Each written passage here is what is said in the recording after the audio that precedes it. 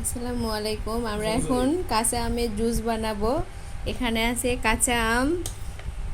কাঁচা আম এখন ব্লেন্ডারে দিচ্ছে।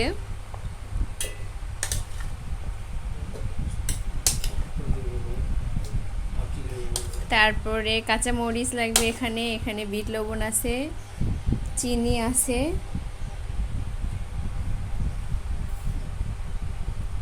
এখানে চিনি দিচ্ছে সামান্য পরিমাণ। এরপর দিবে পানি।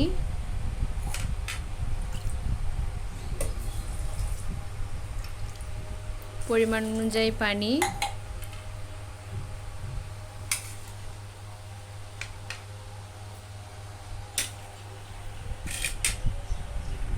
দিবে বিট লবণ। এরপর দিচ্ছে সামান্য পরিমাণ লবণ। এখন আমরা ব্লেন্ডারে ব্লেন্ড করব।